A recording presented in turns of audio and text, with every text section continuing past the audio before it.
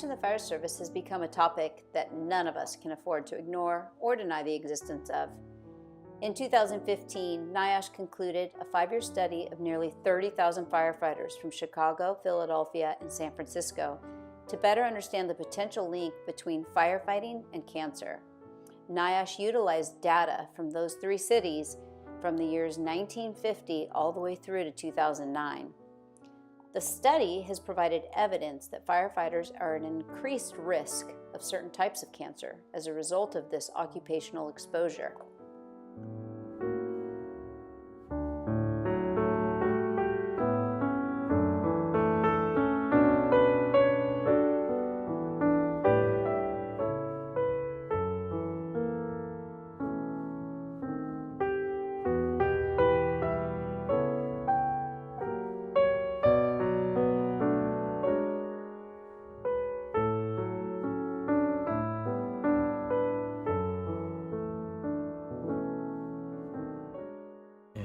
Then she came back and said, well, I have worse news. You have acute lymphoblastic leukemia, which is very rare for someone in their 30s. Captain here, Monique Vandenberg, was diagnosed with AML before me, and she was going through that battle when I found out I was sick. And I remember she was at a point in her fight where she wasn't sure if she was going to survive. Fortunately, various leaders in our field have responded to this epidemic by creating best practices to reduce firefighter exposure. At Santa Clara County Fire Department, we've incorporated these best practices into new policies that will reduce firefighter exposure, your exposure to carcinogens. This video has been created to help you understand these best practices, the new policies, and how they'll be implemented. Please watch the video. Go over the policies together as a crew, review the equipment, and as always, feel free to reach out if you have any questions. So the healthy in, healthy out, I think some of the biggest things from that for me is the staying on air for overhaul is a big one. I never thought of all the particles. We always think about ideal H, not ideal H, but it's way more than that. Now when I come out of the fire, all I want to do is take a shower right away. It's like all I think about. I'm like, I want to get back, I want to take a shower. I want to get this stuff off of me. I never used to think about that stuff.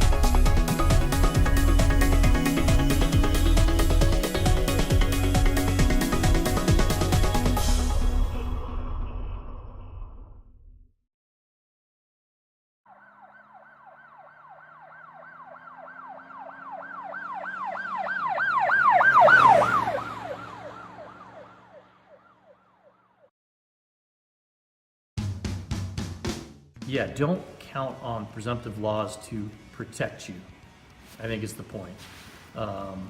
They're great. A lot of people have suffered and died for these things to come about, and it's taken a lot of people to fight for those presumptive laws. It's not like, oh, I have cancer, great, workers' comp is just gonna take care of me. Workers' comp does not want to take care of you.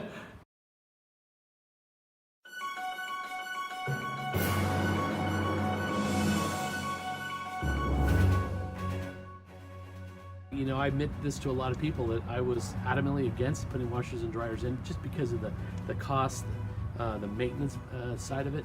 But I've completely changed my thought process just because of this, because cancer has become such a prevalent, known thing in the fire service. In every one of the stations through County Fire, we have found and located where we're going to put washers and dryers and extractors in every station, so that when folks come back from events and they backed up their turnouts, they can individually do the cleaning in their own stations, as well as washers and dryers to clean their other personal garments.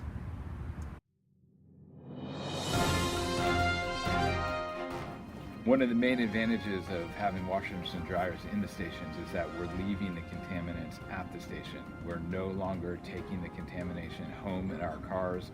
We're no longer taking them to our houses and mixing them in our personal washing machines with our kids' clothes, our spouse clothes who weren't at the fire.